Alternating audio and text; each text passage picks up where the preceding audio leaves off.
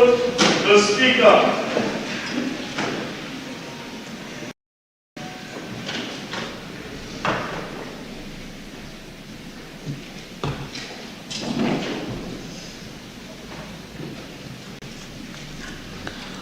Almighty God, we give thanks to you, the creator of the universe, and humbly beseech you to direct and prosper the deliberations of the members of this house here assembled for the advancement of your glory and the trust and welfare of the people of Trinidad and Tobago.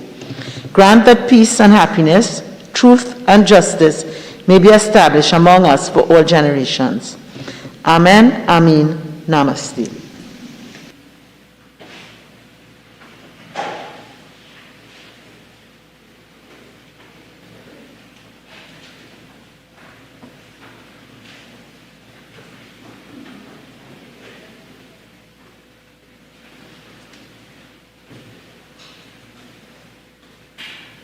Papers.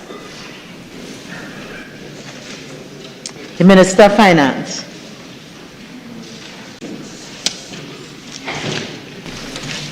Thank you, Madam Speaker. I have the honor to lay the following papers. The Value-Added Tax Amendment to Schedule 2, Order 2021. Public Business, Government Business, Bills, second reader. Honorable members, I shall now propose the question for debate.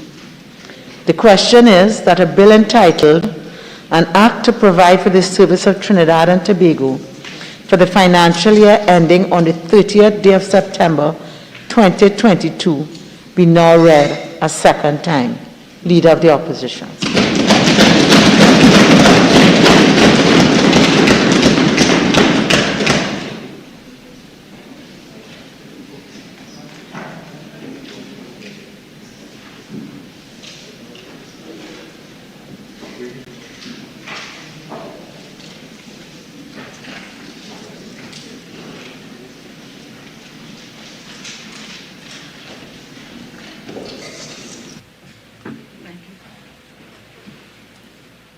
Of 3 hours and 38 minutes speaking time. Thank you very much, Madam Speaker.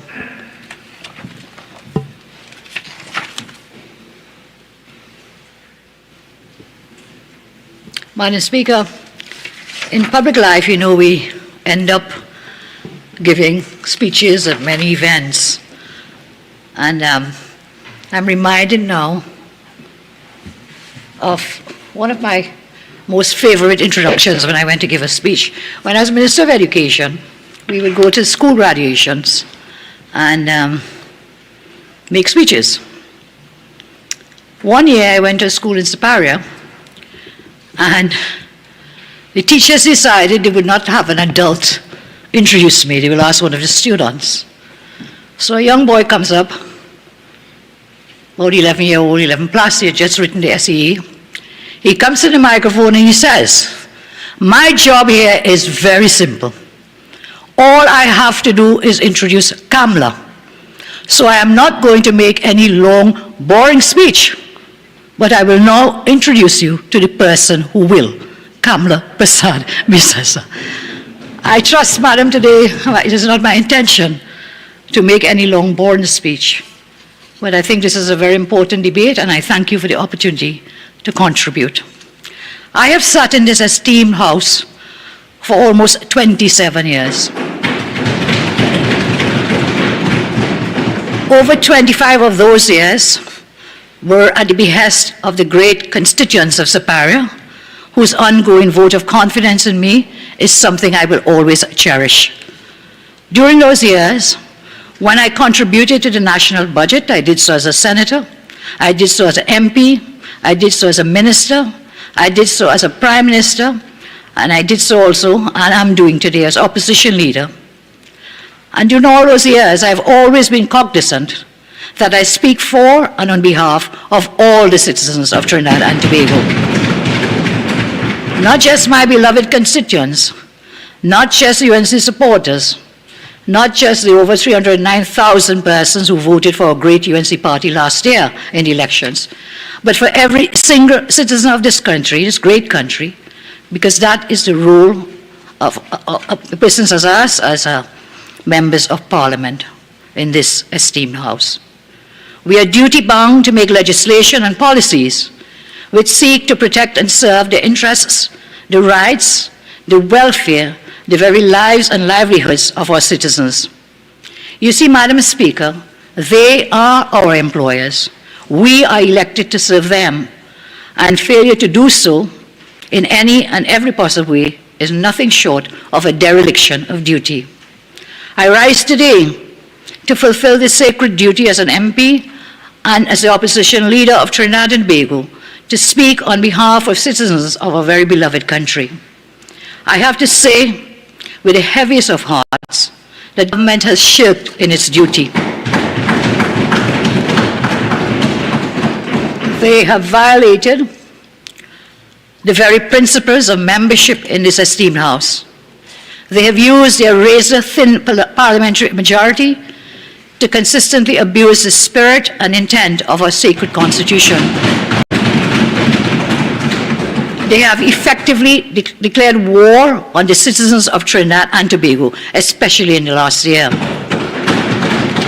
You see, Madam, when a government uses its bearers of majorities to pass bad laws aimed at subverting our constitutional rights in every possible way, that is waging war against our own citizens.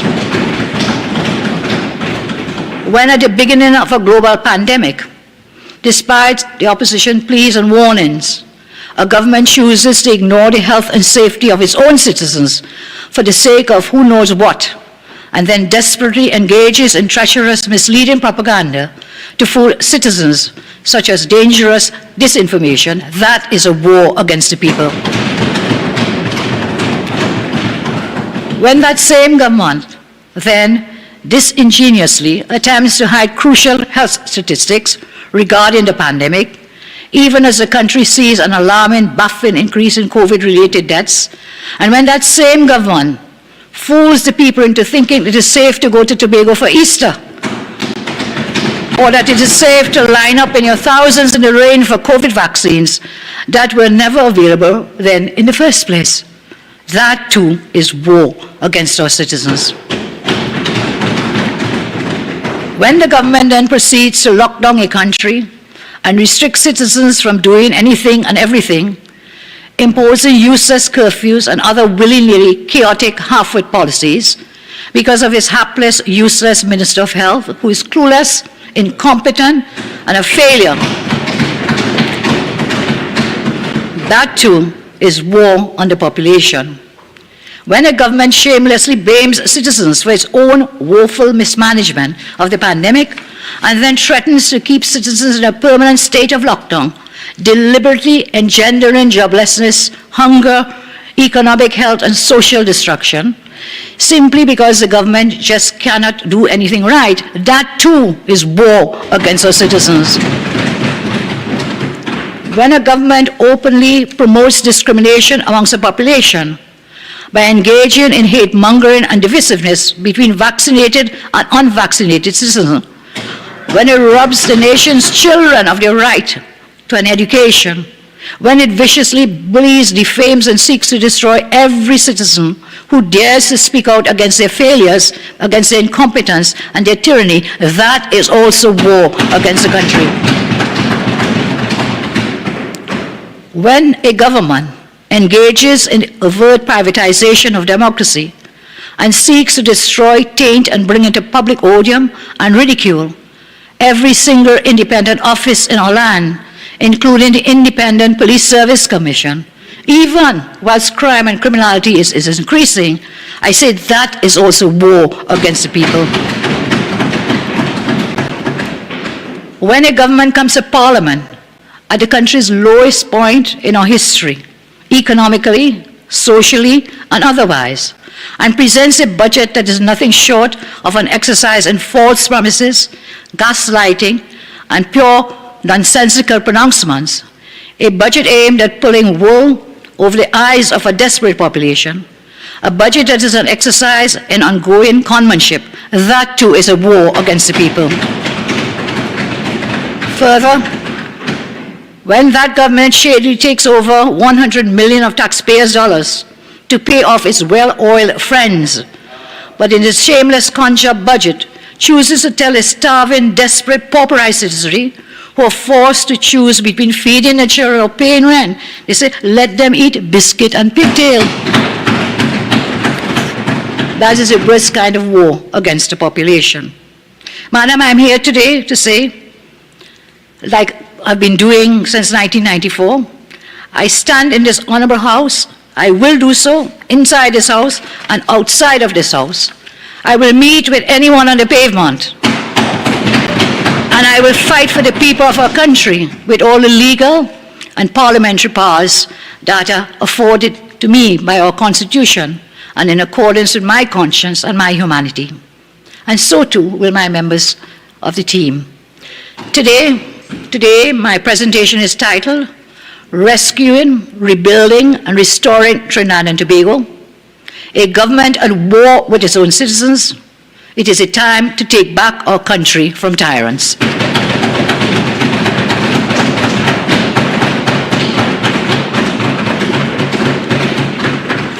I rise in defense of the people of Trinidad and Tobago against the vicious attacks on them by this brutal and heartless Rowley-led government coming to us, masking this as the budget 2022.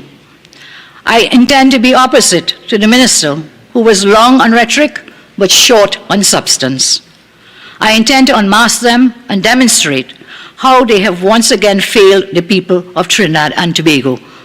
I pause to say thanks to the members of my team, including our UNC MPs and senators, the UNC's national executive, UNC's local government practitioners, my staff at the Opposition Leader's Office and the Superior Constituency. I say thank you also to the many persons from the business community, NGOs, CBOs, FBOs, and the general public for sharing their views and concerns with us.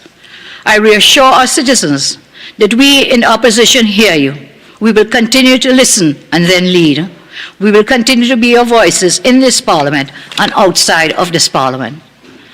I turn now, Madam, to look at some of the failures of this government and of this Minister of Finance. The Minister of Finance has an unparalleled record of failure. He clearly doesn't have the stature, knowledge, competence, or expertise.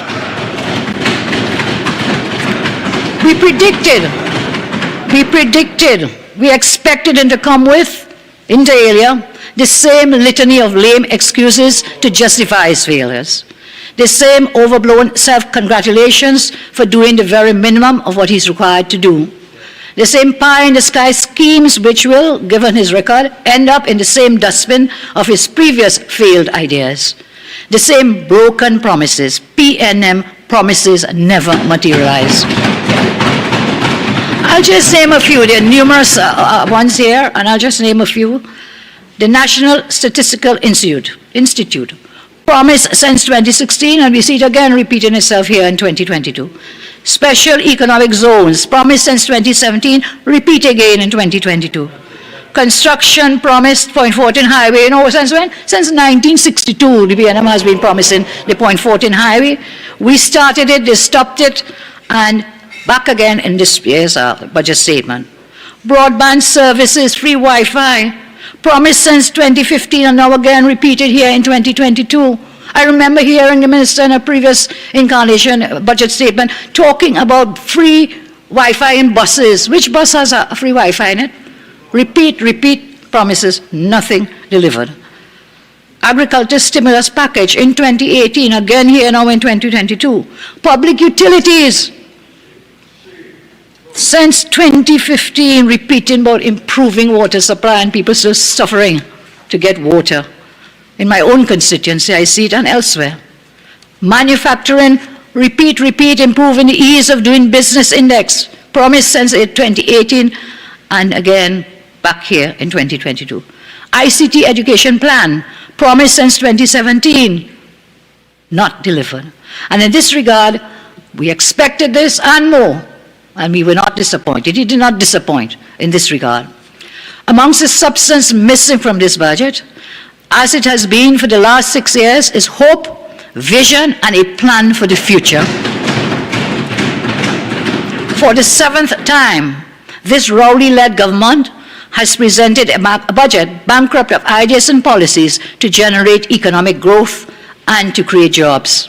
There are no plans to help families all over Trinidad and Tobago, currently struggling to make ends meet, struggling to survive, and to recover from the effects of 6 years of a failed Rowley-led government.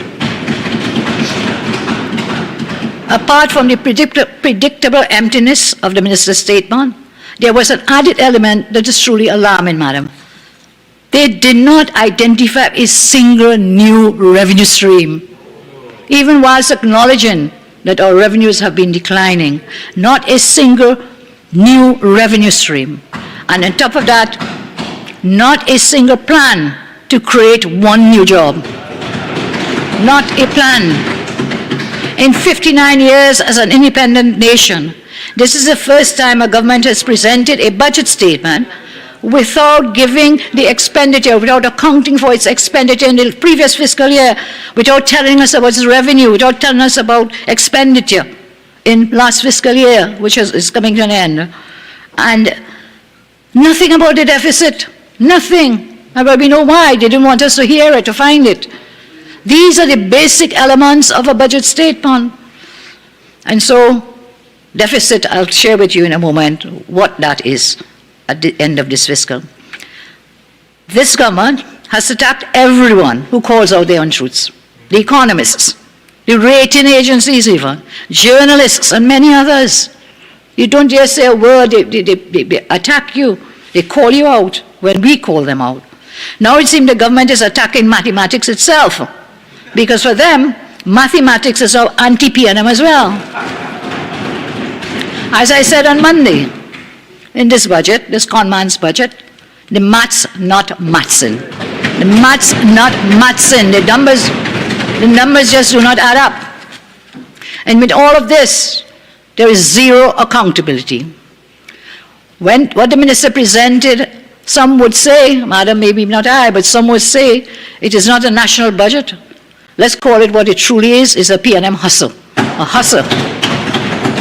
After 6 years of Squandavania, after 6 years of billions of taxpayers' monies being gifted to PNM friends, family, and financiers, after 6 years of draining our foreign reserves, after 6 years of maxing out the nation's credit card, running up billions in debt, after plundering all they could from the state, they have now turned their guns directly onto innocent citizens.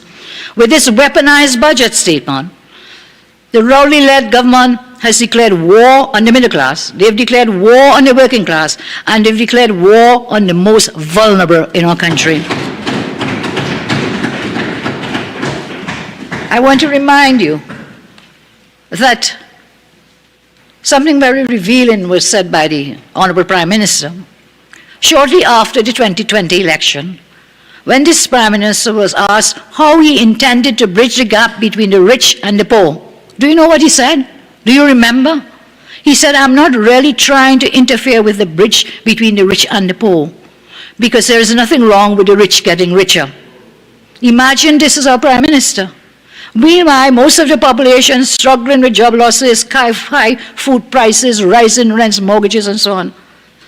And the minister spoke about resilience in the face of the pandemic. But the only ones who are resilient are the ones who are the PNM's friends, family, and financiers. They are surviving. That is the PNM's mantra.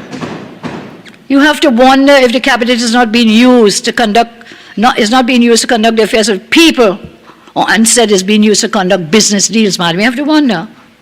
Whenever a minister runs out of the cabinet, a new deal goes down. A new deal goes down. And this song that they sing, this chorus, COVID crashed the economy. The PNM crashed our economy. It was not COVID. The economy crashed long before COVID. You know, there's a saying, facts are stubborn things, and they do not go away. It is a Rowley-led government, not COVID, which has put our economy into the ICU. Let us examine the vital signs of the health of an economy, and we'll demonstrate how sick we really are.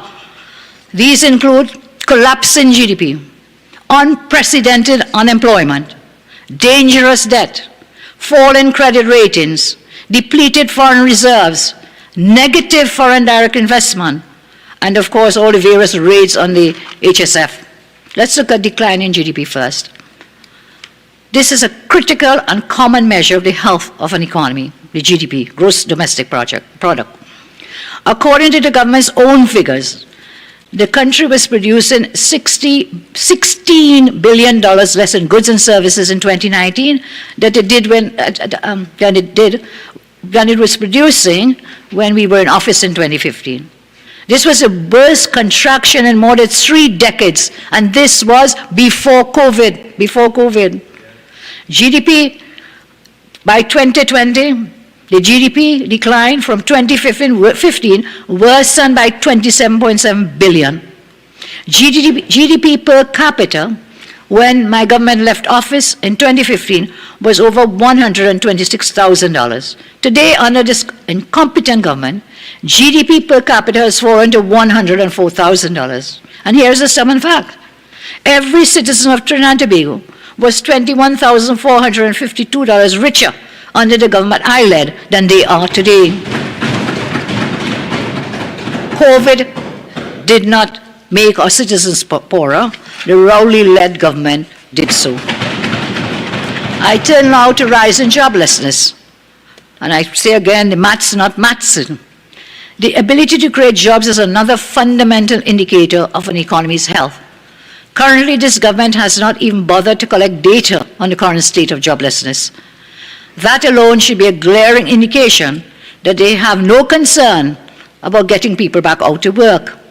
The government continues to stifle the CSO, to hide data, because every single indicator points to a sick and ailing economy. Imagine a review of the economy. They actually printed these words, and I quote, and that's for this year, review of the economy. Unemployment data for 2021 is unavailable.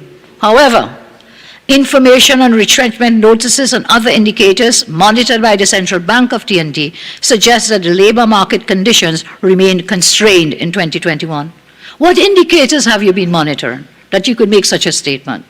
They have admitted that no data is available, yet how do they expect to make data-driven decisions?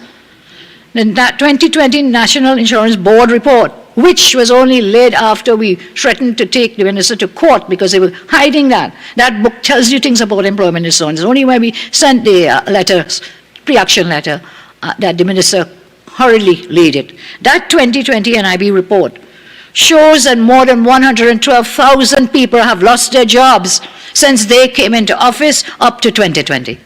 Only up to 2020. And we know this figure does not take into account the full effects of the pandemic.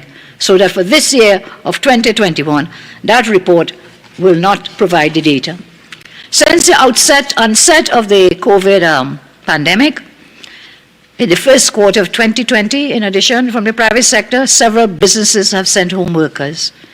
Last month, the Confederation of Regional Business Chambers estimated that 6,000 businesses face permanent closure. And yet again in this budget, lack in substance, no plan or response has been made by the government to deal with this. Under this government, more than 18% of the country's entire labor force have lost their jobs. 1 in every 5 workers is jobless under this government. Here is another stubborn fact. The government I led created about 56,000 new jobs. And not only did we do that, we raised the minimum wage. Not once. We raised the minimum wage twice. We took it from $9 to $12.50, and then from $12.50 to $15. More people had more money in their pockets. More people had more money in their pockets. So COVID isn't putting people out of work. It is a Rowley-led government putting people out of work.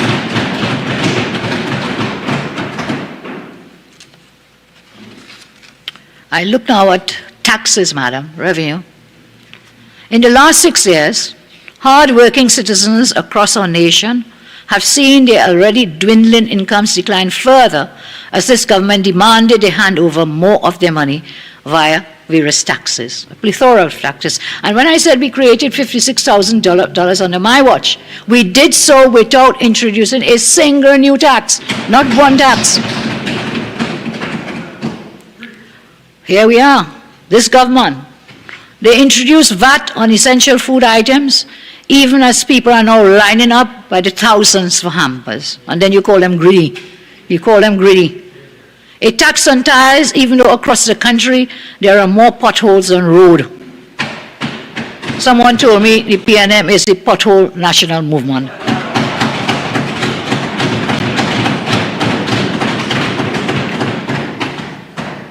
They are hell-bent on reintroducing the dreaded property tax, which in this pandemic time will be a poverty tax on the poor. While in the middle of this pandemic, people are struggling, as I say, to put food on the table for their families.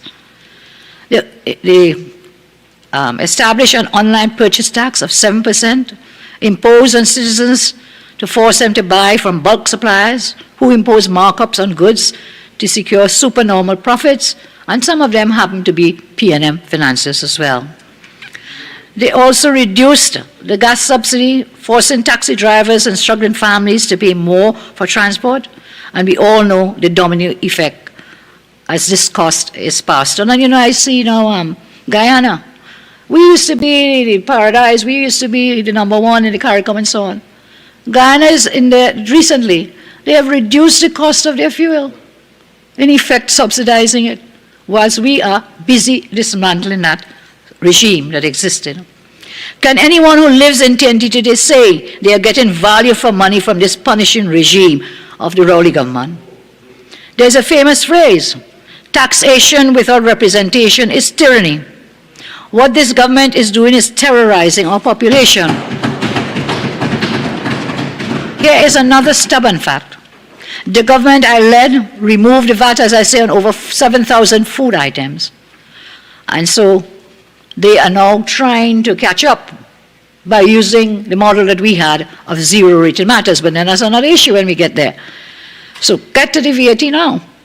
As if the ability to earn a living wasn't hard enough.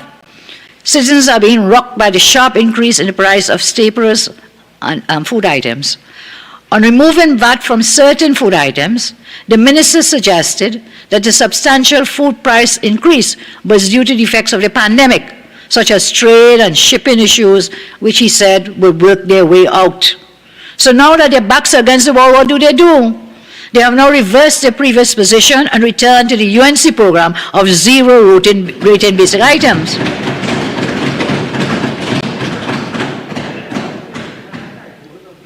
The government had a virtual meltdown. The Minister of Finance had a virtual meltdown. The government in 2016, when the opposition tried to block them, they moved to put back VAT on all these items, the zero-rated items.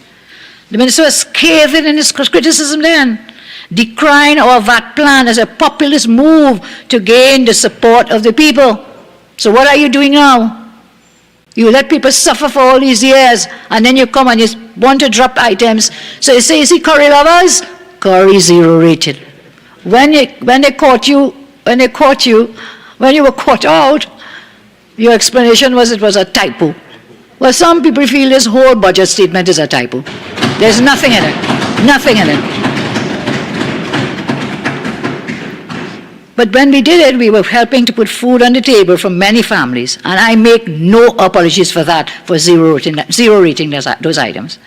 After they reinstated VAT on thousands of these items, the minister now wants to come and portray himself as a savior by removing VAT from biscuit and pigtail and whatever. I tell you, that's as barefaced as you can ever get. The minister appears to have forgotten, but allow me to remind the minister how he cast aspersions on the integrity of our local entrepreneurs when he said, the more items you have, I quote, the more items you have on the exempt list, Madam Speaker, the more opportunities there are for people to cheat, to mislabel, to typify items in a different category, to put them in different classification. That is what they want us to do. I say again, COVID is not taxing us to death. It is a Rowley-led PNM. unsustainable debt levels.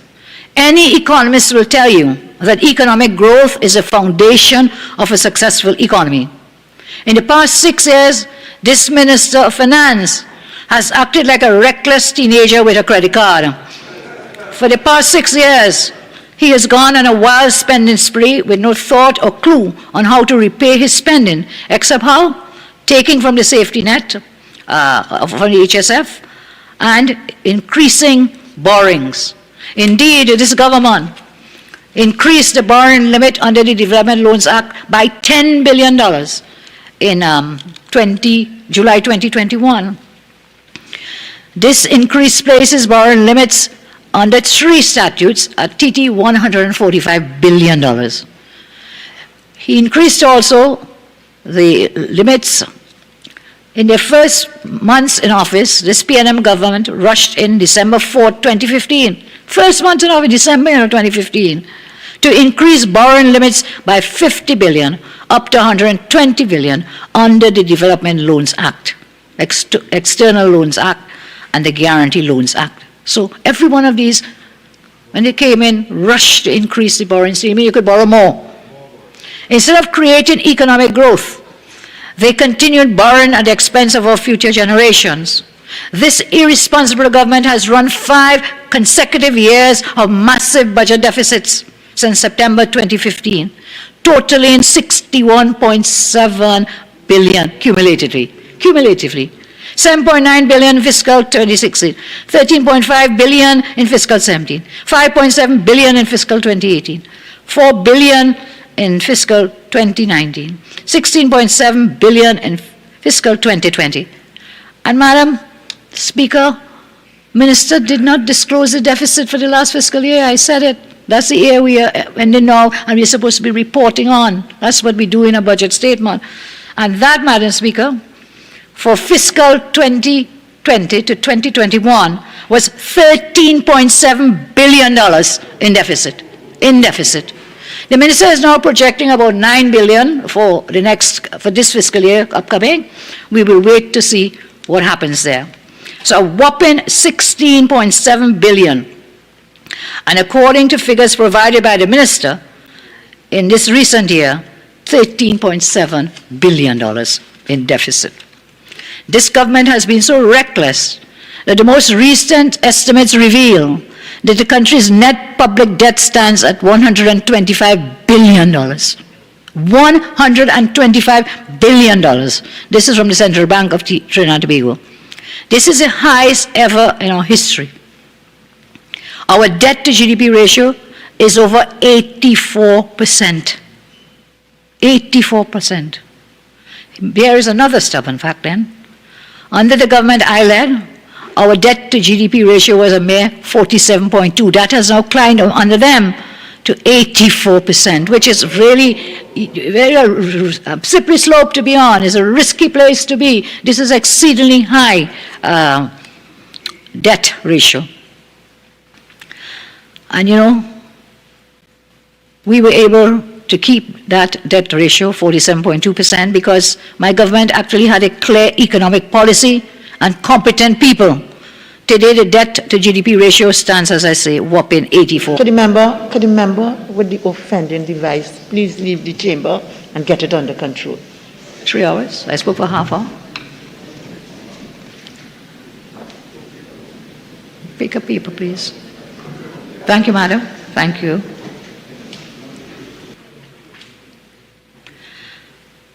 So all this debt, that is the money you and your children will have to repay. You'll not find it to repay it for this spending. They have been borrowing money to spree, and then our children must find that money to repay in the future. So again, it's another stubborn fact.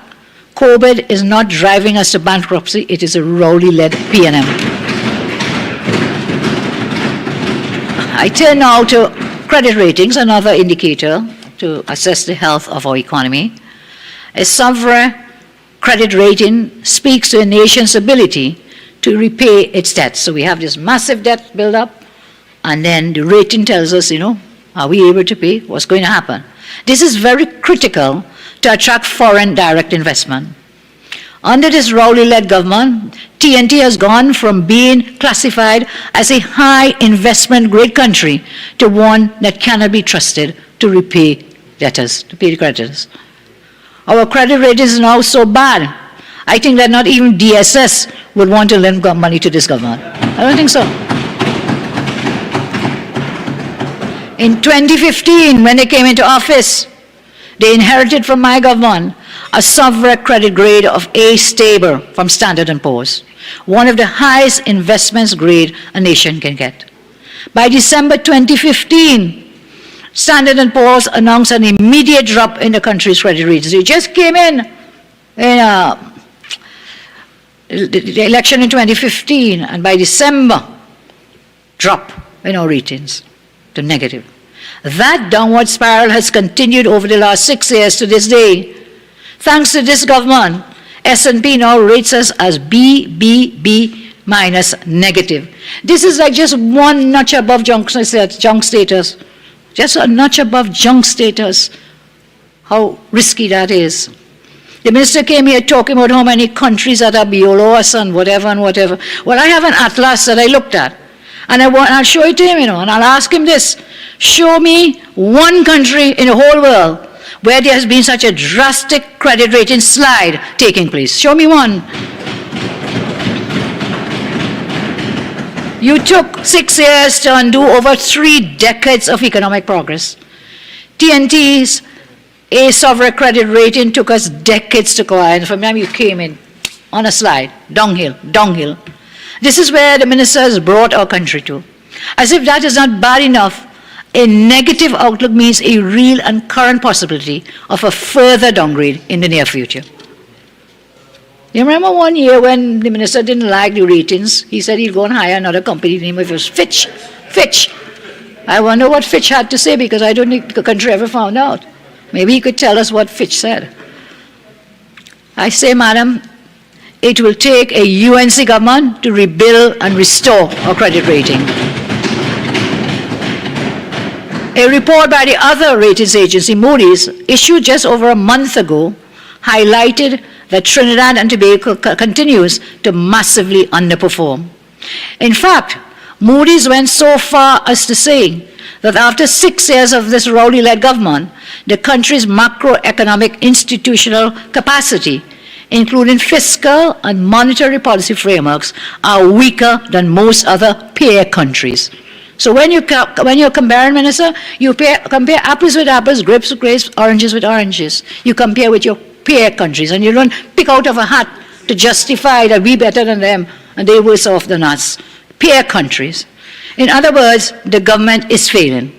I say again, stubborn fact.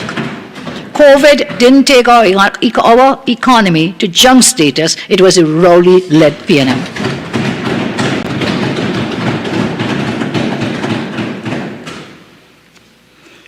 Foreign reserves crisis. Ever since this government took office, our net official reserves have been on the decline, falling from US $10.459 billion when we left office, fallen down now to $7.1 billion US. Today, our net official reserves gives us 8.7 months import cover, but when we left office, it was at 11.9 months. Our import cover has not been in double digits since August 2017, almost 4 years ago. And under this government, it will never reach there. It will take a UNC government to restore and rebuild our import cover and our official reserves. And here's another stubborn fact, madam. The government I led recorded amongst the highest levels of FDI in our country. US $13.8 billion in 2014, which is about 96.7 billion TT dollars. Even with the IMF gifting this government over $600 million US through special drawing rights, we still had more import cover under my watch than they have. So where has all this money gone?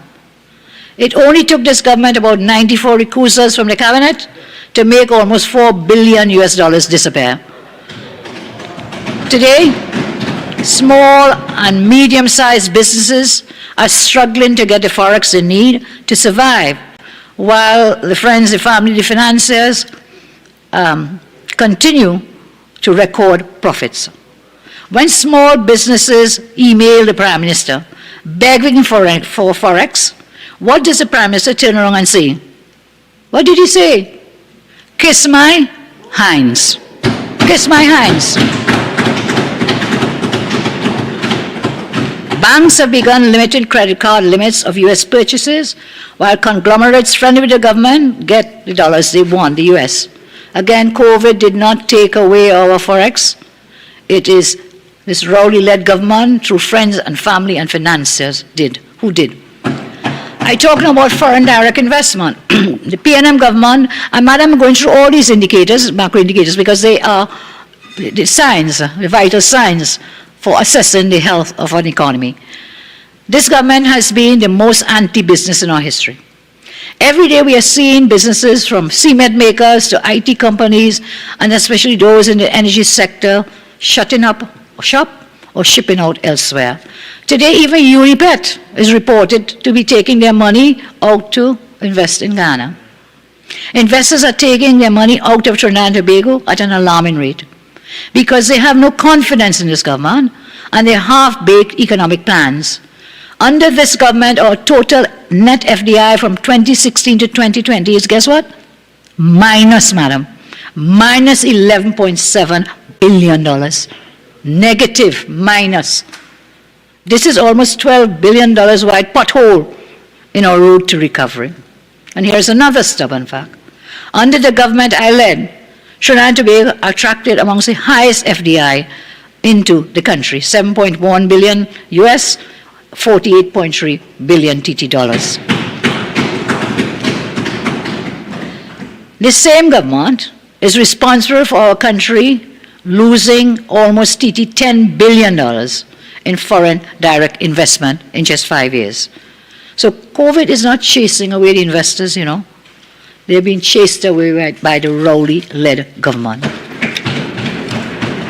I want to look now at our rainy day fund, our legacy fund, our sovereign wealth fund, the HSF. When this government came into office in 2015, they could not wait to get their hands on our precious heritage and civilization fund. That fund is our legacy for the next generation. It is our rainy day fund, as I said. And yes, COVID brought some harsh downpours, but long before 2020, this government closed the umbrella on this nation, long before COVID. It is a matter of record. The last time the HSF had monies put into it, it was under a government I led. We saved money in the HSF. This government was in power 5 years before COVID hit last year. They did not put one red cent or one black cent in the HSF, not one. Instead, they raided the rainy day fund. And by the way, you know, I heard the Prime Minister say recently that the HSF was created by the PNM. Let me tell the Prime Minister that the PNM did not create the HSF. The brightest economic policy the PNM ever had was to give away a free LED bulb, a light bulb.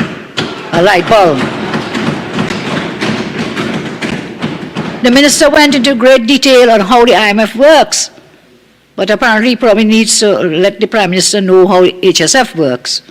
The HSF was conceived and created under the Pandey government. Indeed, every point of economic progress this country has ever experienced was done by a UNC government, dollar for dollar.